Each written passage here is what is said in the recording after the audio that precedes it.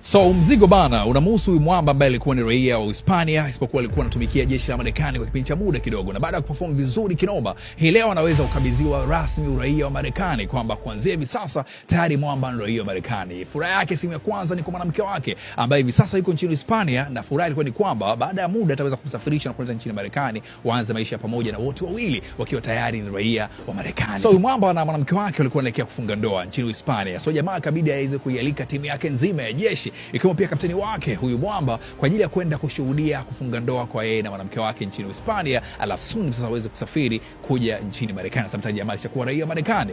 Safari hii ya kuweza kuelekea nchini Hispania bana ilikuwa ni safari ya furaha kinoma kwa mwamba, lakini nchini Hispania mke wake kwa anajiandaa kuja kwenda kumpokea mwanaume wake. Hii leo kutoka nyumbani kwake kuna mtu anamuona kwa mbali, anamtazama, huyu jamaa ni nani? Na wote hapa tumjui jamaa ni nani, lakini hivyo bana mzigo unaendelea. Sasa baada ya kwenda kuwapokea pale airport na kuchukua familia nzima kuja nyumbani kwao kwa ajili pia sherehe kesho yake bana, ilikuwa ni furaha sana. Na usiku huu mwamba aliweza kuiomba kwa mwanamke wake kuweza kumfika, kimwambia akamwambia kwamba kwa nini kunifika haraka haraka kesho, na kwa mwanamke wako na tutaweza kufikana na hata milele daima. So akawa wamepumzika tu. Kama jamaa angejua ni bora angeweza kumezana na mwanamke wake usiku huu, kwa sababu ya kesho yake bana hayafurahishi kabisa. Sasa kesho yake ndio hivyo bana, mbele ya altar jamaa akamsubiri mwanamke wake waweze kufunga ndoa, akamfunga naye ndoa pia, ikawa ni furaha kinoma. Usiku mzima wakawa wameweza kusherehekea yeye pamoja na timu yake. Sasa akiwa hapa, kuna huyu jamaa anaweza kuingia kwenye eneo hili, ni mtukutu kinoma, anafika bana, lakini mmoja ya watu ambao ni wanajeshi kwenye kundi la yule jamaa wanaweza kujikwaa kwa hiki chuma bana. Sasa huyu jamaa hawamjui kwamba ni nani, udogo ni mtukutu, na dogo pia hawezi kujua jamaa ni kina nani. Jamaa ni wanajeshi pia wa Marekani, so wanaanza kuzinguana pale. Kuna kule jamaa ambaye ndo mwenyeji, inabidi saje kuzungumza na ule mshikaji aweze kuyamaliza kimya kimya, wakidhani kwamba ameshamaliza kimya kimya, na jamaa anajiandaa aweze kusepa bana, huku na kule anamtia bomba mwamba.